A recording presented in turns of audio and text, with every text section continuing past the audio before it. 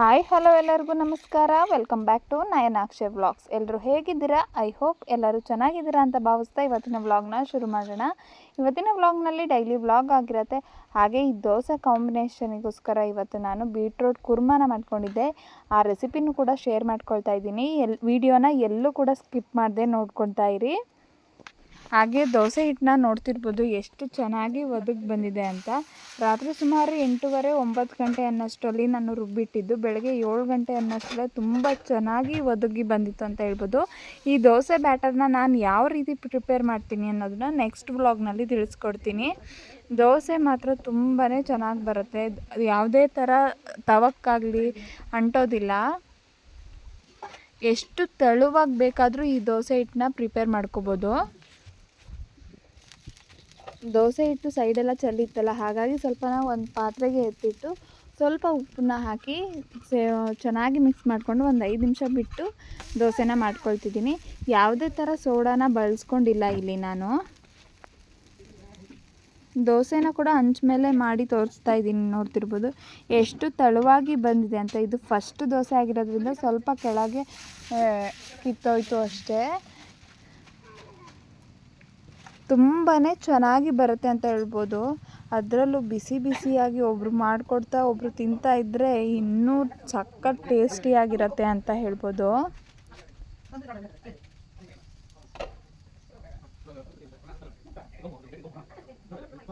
ನೋಡ್ತಾ ಇರ್ಬೋದು ಅಂಚು ಕೂಡ ಕಾಣ್ತಾ ಇದೆ, ಅಷ್ಟು ತೆಳುವಾಗಿ ನಾನು ಹಾಕಿದ್ದೀನಿ ದೋಸೆನ. ತುಂಬಾ ಚೆನ್ನಾಗಿ ಕ್ರಿಸ್ಪಿಯಾಗಿ ಬರುತ್ತೆ ಈ ದೋಸೆ ಬ್ಯಾಟರ್ ಕೂಡ. ಈಗ ಬೀಟ್ರೂಟ್ ಕುರ್ಮಾನ ಯಾವ ರೀತಿಯಾಗಿ ಮಾಡೋದು ಅಂತ ನೋಡ್ಕೊಂಬರೋಣ ಬನ್ನಿ. ಬೀಟ್ರೂಟ್ ಕುರ್ಮಾ ಅಂತನಾದರೂ ಕರಿಬೋದು, ಬೀಟ್ರೂಟ್ ಗೊಜ್ಜು, ಬೀಟ್ರೂಟ್ ಕರಿ ಏನಂತನಾದರೂ ನೀವು ಕರಿಬೋದು. ಈಗ ಇದಕ್ಕೆ ಒಂದು ಮಸಾಲೆನ ರುಬ್ಕೊಳ್ಳೋದಕ್ಕೋಸ್ಕರ 1.5 ಟೀ ಸ್ಪೂನ್ ಆಗುವಷ್ಟು ಧನಿಯಾ, 1 ಟೀ ಸ್ಪೂನ್ ಆಗುವಷ್ಟು ಕಡಲೆ, 1/4 ಟೀ ಸ್ಪೂನ್ ಆಗುವಷ್ಟು ಜೀರಿಗೆ, ಸ್ವಲ್ಪ ಚಕ್ಕೆ, ಲವಂಗ, ಏಲಕ್ಕಿ, ಒಣಮೆಣಸು ಖಾರಕ್ಕೋಸ್ಕರ ತಗೊಳ್ಳಿ. ನಾನಿಲ್ಲೊಂದು 8 ಒಣಮೆಣಸನ್ನು ತಗೊಂಡಿದ್ದೀನಿ. ಹಾಗೆ ಒಂದು ದೊಡ್ಡ ಬೆಳ್ಳುಳ್ಳಿ, ಹಾಗೆ ಒಂದು ಅರ್ಧ ಇಂಚಷ್ಟು ಶುಂಠಿ, ಕೊತ್ತಂಬರಿ ಸೊಪ್ಪು ಅದೇನು ಕಾಣ್ತಿದೆ ಅಲ್ಲ ಅದು ಮನೆಯಲ್ಲೇ ಬೆಳೆದಿರೋ ಅಂಥದ್ದು ಕೊತ್ತಂಬರಿ ಸೊಪ್ಪು. ಹಾಗೆ ರುಚಿಗೋಸ್ಕರ ಹಸಿಮೆಣಸನ್ನ ತಗೊಳ್ಳಿ. ನಾನು ಇಲ್ಲಿ ನಮ್ಮನೇಲಿ ಯಾವಾಗಲೂ ಜೀರಿಗೆ ಮೆಣಸನ್ನ ಬಳಸ್ತೀವಿ, ಹಾಗಾಗಿ ಜೀರಿಗೆ ಮೆಣಸನ್ನ ತಗೊಂಡಿದ್ದೀನಿ. ಹಾಗೆ ಒಂದು 1/4 ಟೀ ಸ್ಪೂನ್ ಆಗುವಷ್ಟು ಸೋಂಪು. ಇದಿಷ್ಟನ್ನು ಚೆನ್ನಾಗಿ ನೈಸಾಗಿ ರುಬ್ಕೋಬೇಕು. ಹಾಗೆ ಅರ್ಧ ಹೋಳಷ್ಟು ತೆಂಗಿನಕಾಯಿನ ಸೇರಿಸ್ಕೊಂಡಿದ್ದೀನಿ. ಸುಮಾರು 3/4 kg ಆಗುವಷ್ಟು ಬೀಟ್ರೂಟ್ನ ತಗೊಂಡಿದ್ದೆ. ಅದಕ್ಕೆ ಅರ್ಧ ಹೋಳಷ್ಟು ಕಾಯಿನ ತಗೊಂಡ್ರೆ ಸಾಕಾಗತ್ತೆ. ತುಂಬಾ ರುಚಿಯಾಗಿ ಬರುತ್ತೆ ಅನ್ಬೋದು. ಅದನ್ನು ನೈಸಾಗಿ ಪೇಸ್ಟ್ನ ಮಾಡಿ ಸೈಡಲ್ಲಿ ಇಟ್ಕೊಳ್ಳಿ. ಅದಾದ ನಂತರ ಈಗ ಒಂದು ಕುಕ್ಕರ್ನಲ್ಲಿ 1 ಟೀ ಸ್ಪೂನ್ ಆಗುವಷ್ಟು ಎಣ್ಣೆ, ದೊಡ್ಡ ಟೀ ಸ್ಪೂನ್ ಬರುತ್ತಲ್ಲ ಅದರಲ್ಲಿ 1 ದೊಡ್ಡ ಟೀ ಸ್ಪೂನ್ ಆಗುವಷ್ಟು ಎಣ್ಣೆನ ತಗೊಳ್ಳಿ. ಎಣ್ಣೆ ಸ್ವಲ್ಪ ಬಿಸಿಯಾದ ನಂತರ 1/4 ಟೀ ಸ್ಪೂನ್ ಆಗುವಷ್ಟು ಜೀರಿಗೆ, ಈರುಳ್ಳಿ, ಟೊಮೊಟೊ ಹಾಗೆ ಕರಿಬೇವು ಸೊಪ್ಪನ್ನು ಸೇರಿಸ್ಕೊಂಡು ಚೆನ್ನಾಗಿ ಫ್ರೈ ಮಾಡ್ಕೊಳ್ಳಿ. ಟೊಮೊಟೊ ಸ್ವಲ್ಪ ಸಾಫ್ಟ್ ಆದರೆ ಸಾಕಾಗತ್ತೆ, ತುಂಬ ಏನು ಸಾಫ್ಟ್ ಆಗೋದು ಬೇಡ. ಯಾಕಂದರೆ ಆಮೇಲೆ ನಾವು ಇದನ್ನು ಕುಕ್ಕರಲ್ಲಿ ಹಾಕಿ ವಿಜಲ್ ಹೊಡ್ಸೋದ್ರಿಂದ ತುಂಬ ಚೆನ್ನಾಗಿ ಬೆಂದ್ಕೊಬಿಡತ್ತೆ. 1 ನಿಮಿಷ ಚೆನ್ನಾಗಿ ಫ್ರೈ ಮಾಡ್ಕೊಳ್ಳಿ. ಈಗ ಸಣ್ಣದಾಗಿ ಹೆಚ್ಚಿ ತೊಳೆದಿಟ್ಕೊಂಡಿರೋವಂಥ ಬೀಟ್ರೋಟ್ನ ಸೇರಿಸ್ಕೊಳ್ಳಿ. ಸುಮಾರು ನಾನಿಲ್ಲಿ ಒಂದು 3/4 kg ಆಗೋಷ್ಟು ಬೀಟ್ರೋಟ್ನ ಸೇರಿಸ್ಕೊಂಡಿದ್ದೀನಿ. ನೋಡಿ ನಿಮ್ಮ ಮನೆಯಲ್ಲಿ ಎಷ್ಟು ಜನ ಇದ್ದಾರೆ ಅಂತ ನೋಡಿಕೊಂಡು ಕ್ವಾಂಟಿಟಿನ ಹೆಚ್ಚು ಕಮ್ಮಿ ಮಾಡ್ಕೋಬೋದು. ಬೀಟ್ರೋಟ್ನ ಹಾಕಿ ಒಂದು ಸಲ ಆ ಎಣ್ಣೆಲೆ ಚೆನ್ನಾಗಿ ಫ್ರೈ ಮಾಡಿಕೊಡಿ. ಅದಾದ ನಂತರ ಈಗಲೇ ರುಚಿಗೆ ತಕ್ಕಷ್ಟು ಉಪ್ಪು, 1/4 ಟೀ ಸ್ಪೂನ್ ಆಗುವಷ್ಟು ಅರಿಶಿನನೂ ಕೂಡ ಸೇರಿಸ್ಕೊಂಡು ಚೆನ್ನಾಗಿ ಮಿಕ್ಸ್ ಮಾಡ್ಕೊಳ್ಳಿ.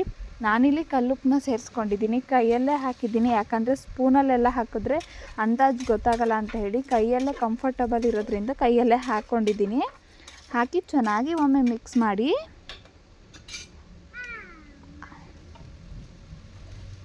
ನೋಡ್ತಿರ್ಬೋದು ಆ ಕಡೆ ದೋಸೆ ಕೂಡ ಹಾಕ್ತಾಯಿದ್ದೀನಿ. ಅದು ಎಷ್ಟು ಚೆನ್ನಾಗಿ ಹಂಚಿಂದ ಎದ್ದೇಳ್ತಿದೆ ಅಂತ. ತುಂಬ ಚೆನ್ನಾಗಿ ಬರುತ್ತೆ ದೋಸೆ ಕೂಡ. ಖಂಡಿತವಾಗ್ಲೂ ಆ ರೆಸಿಪಿನ ನೆಕ್ಸ್ಟ್ ವಿಡಿಯೋದಲ್ಲಿ ತೋರಿಸ್ಕೊಡ್ತೀನಿ. ಈ ಬೀಟ್ರೂಟ್ ಎಲ್ಲ ಚೆನ್ನಾಗಿ 1 ನಿಮಿಷ ಎಣ್ಣೆಯಲ್ಲಿ ಫ್ರೈ ಆದ ನಂತರ ಈಗ ಅದೇನು ರುಬ್ಬಿಟ್ಕೊಂಡಿದ್ವಲ್ಲ ನಾವು ಮಸಾಲೆನ, ಅದನ್ನು ಈಗ ಸೇರಿಸ್ಕೊಳ್ಳಿ.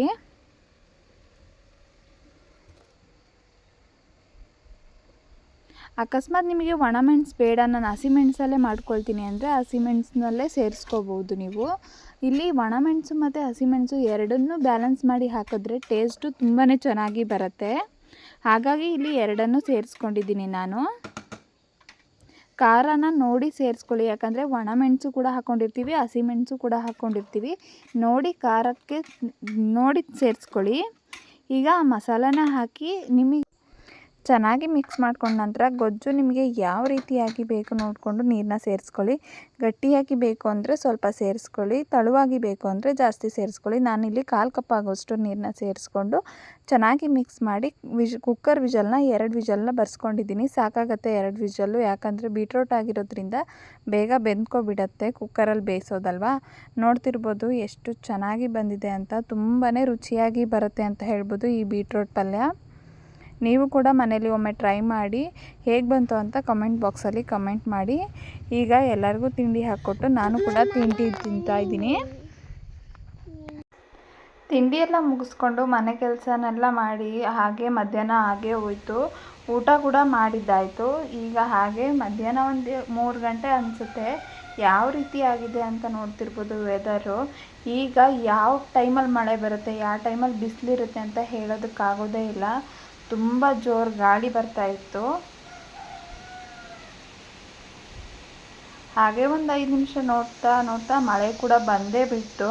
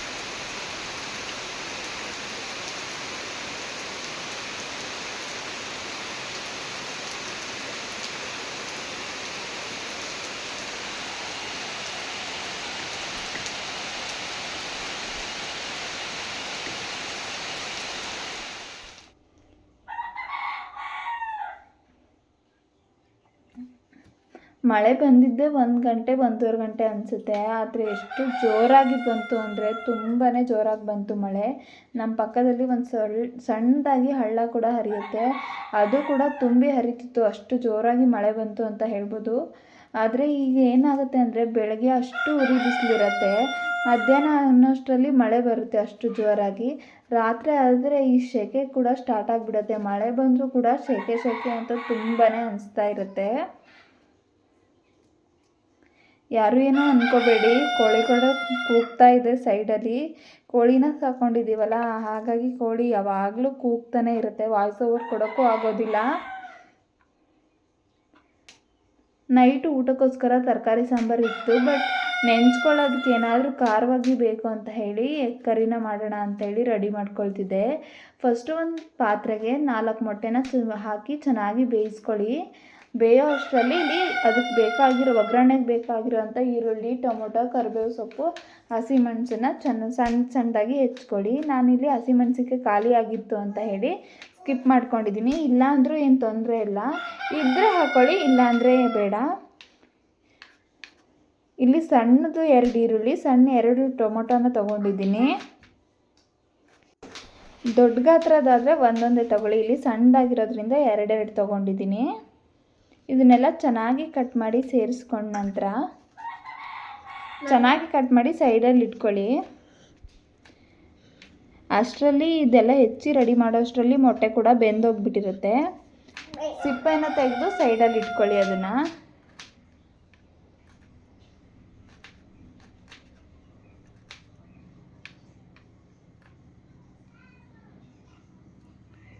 ಈಗ ಮಳೆ ಬರ್ತಾ ಇರುತ್ತಲ್ಲ, ಆವಾಗ ಏನಾದರೂ ತಿನ್ನಬೇಕು ಅಂತ ಅನಿಸ್ತಾನೆ ಇರುತ್ತೆ.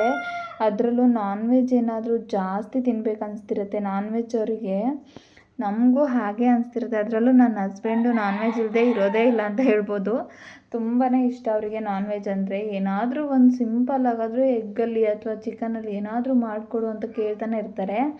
ಬಟ್ ಏನಾದರೂ ನಂಗೆ ಸುಸ್ತಾಗ್ತಿದೆ ಅಂತ ಹೇಳಿದ್ರೆ ಅವರೇ ಮಾಡ್ತಾರೆ. ಈಗಲೂ ಕೂಡ ಹಾಗೆ ಎಲ್ಲ ಹೆಚ್ಚಿ ರೆಡಿ ಮಾಡ್ಕೊಳ್ತಿದ್ದೆ. ಒಗ್ಗರಣೆ ಹಾಕೋ ಟೈಮಲ್ಲಿ ಅವ್ರು ಬಂದು ಅವರೇ ಹಾಕ್ತಾಯಿದ್ರು, ಹೇಳ್ತಾರೆ ಮಾಡು ಅಂತ. ಬಟ್ ಅವರೇ ಬಂದು ಅದನ್ನು ಮಾಡ್ಕೊಳ್ತಾರೆ. ನಾನ್ ವೆಜ್ ಅಡುಗೆಯಲ್ಲಿ ತುಂಬ ಚೆನ್ನಾಗಿ ಮಾಡ್ತಾರೆ ನನ್ನ ಹಸ್ಬೆಂಡ್ ಅಂತ ಹೇಳ್ಬೋದು.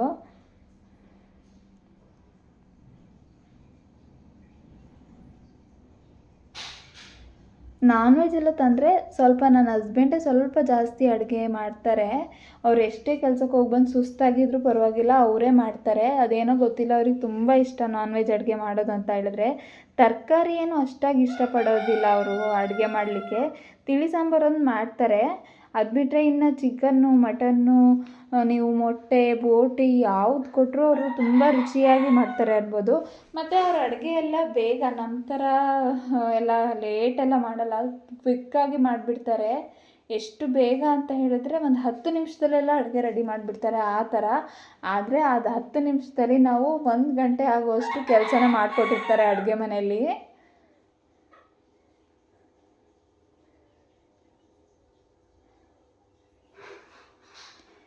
ಈಗ ಒಗ್ಗರಣೆಗೋಸ್ಕರ ಒಂದು ಪ್ಯಾನ್ಗೆ 2 ಟೀ ಸ್ಪೂನ್ ಆಗುವಷ್ಟು ಎಣ್ಣೆ ಕಾದಾದ ನಂತರ ಜಜ್ಜಿಟ್ಕೊಂಡಿರೋವಂಥ ಬೆಳ್ಳುಳ್ಳಿ ಸೇರಿಸ್ಕೊಳ್ಳಿ.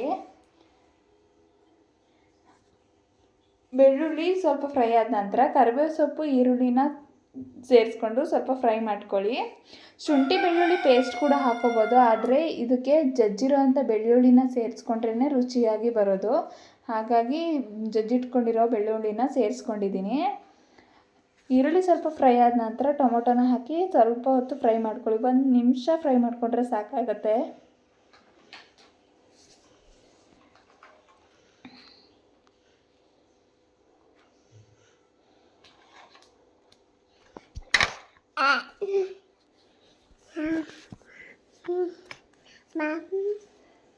ಏನೂ ಅಂದ್ಕೊಳ್ಳೋದಕ್ಕೆ ಹೋಗಬೇಡಿ. ಮಧ್ಯೆ ಮಧ್ಯೆ ನನ್ನ ಮಗ ಕೂಡ ಡಿಸ್ಟರ್ಬ್ ಮಾಡ್ತಾನೆ ಇರ್ತಾನೆ, ವೀಡಿಯೋಸ್ನ ನೋಡ್ತಾ ಇರ್ತಾನಲ್ಲ. ಹಾಗಾಗಿ ಅದು ಏನು ಅಂತ ಹೇಳಿ ಭಾಳ ಇಂಟ್ರೆಸ್ಟಲ್ಲಿ ನೋಡ್ತಾ ಮಾತಾಡ್ತಾನೆ ಇರ್ತಾನೆ ನನ್ನ ಹತ್ರ.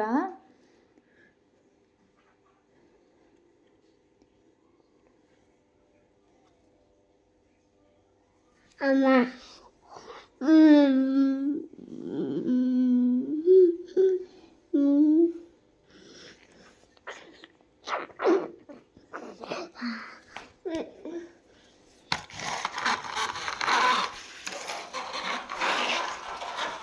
ಈಗ ಈರುಳ್ಳಿ ಸ್ವಲ್ಪ ಸಾಫ್ಟ್ ಆಗಿದೆ. ಇದಕ್ಕೆ ಎಗ್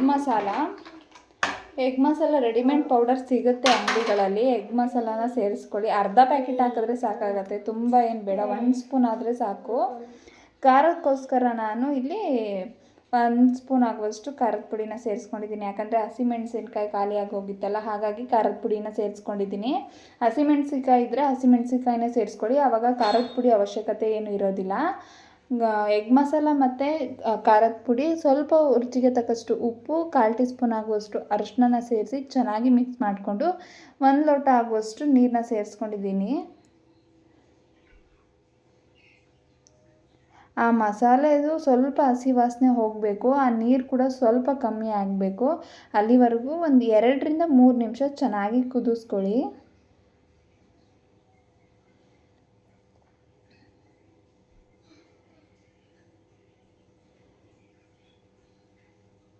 ಈ ರೀತಿ ಅಡುಗೆ ಮಾಡ್ಬೇಕಾದ್ರೆ ನನ್ನ ಹಸ್ಬೆಂಡ್ ಬಂದು ಹೇಳ್ತಾ ಇರ್ತಾರೆ, ಆ ಥರ ಮಾಡು, ಈ ಥರ ಮಾಡು, ಅದನ್ನ ಹಾಕು, ಇದನ್ನ ಹಾಕು ಅಂತ ಹೇಳ್ತಾನೆ ಇರ್ತಾರೆ ಅಂತ ಹೇಳ್ಬೋದು. ಆಲ್ಮೋಸ್ಟ್ ನನಗೆ ಅಡುಗೆನ ಸ್ವಲ್ಪ ಹೇಳ್ಕೊಟ್ಟಿದ್ದು ಅವರೇ ಅಂತ ಹೇಳ್ಬೋದು. ಮಾಡೋಕ್ಕೆ ಬರ್ತಿತ್ತು, ಆದರೆ ಈ ತಿಳಿ ಸಾಂಬಾರು ಈ ಥರ ಎಲ್ಲ ಅಡುಗೆನ ನಂಗೆ ಬರ್ತಾ ಇರಲಿಲ್ಲ. ಅದನ್ನೆಲ್ಲ ಅವರೇ ಹೇಳ್ಕೊಟ್ಟಿದ್ದು. ಈಗಲೂ ಕೂಡ ನಾನು ತಿಳಿ ಸಾಂಬಾರು ಮಾಡಿದ್ರೆ ಮದುವೆಯಾಗಿ ಹೊಸದ್ರಲ್ಲಿ ನಾನು ಮಾಡಿ ತಿಳಿ ಸಾರನ್ನ ತುಂಬ ಹೇಳ್ಕೊಂಡು ನಗಾಡ್ತಾನೆ ಇರ್ತಾರೆ ಅಂತ ಹೇಳ್ಬೋದು. ಆ ಸ್ಟೋರಿನ ಇನ್ನೊಂದು ದಿನ ಯಾವತ್ತಾದರೂ ನಿಮ್ಮ ಜೊತೆ ಶೇರ್ ಮಾಡ್ಕೊಡ್ತೀನಿ, ನನ್ನ ಹಸ್ಬೆಂಡ್ನ ಕೂರಿಸ್ಕೊಂಡೆ. ಈಗ ನೀರಾಕಿ ಚೆನ್ನಾಗಿ ಕುದ್ದಾದ ನಂತರ ಮೊಟ್ಟೆನ ಬೇಯಿಸಿಟ್ಕೊಂಡಿದ್ವಲ್ಲ ಅದನ್ನು 2 ಭಾಗಗಳನ್ನಾಗಿ ಮಾಡಿ ಕಟ್ ಮಾಡಿ ಸೇರಿಸ್ಕೊಂಡು 1 ನಿಮಿಷ ಕುದಿಸ್ಕೊಂಡ್ರೆ ಸಾಕಾಗುತ್ತೆ. ಯಾಕಂದರೆ ಮೊಟ್ಟೆನೂ ಕೂಡ ಬೇಯಿಸ್ಕೊಂಡಿರ್ತೀವಿ, ಮಸಾಲೆನೂ ಬೆಂದಿರುತ್ತೆ ಅಲ್ವಾ. 1 ನಿಮಿಷ ಬೇಯಿಸ್ಕೊಂಡ್ರೆ ಸಾಕಾಗುತ್ತೆ. ಅಲ್ಲಿಗೆ ಎಗ್ ಮಸಾಲ ರೆಡಿಯಾಗೇ ಹೋಗಿಬಿಡುತ್ತೆ.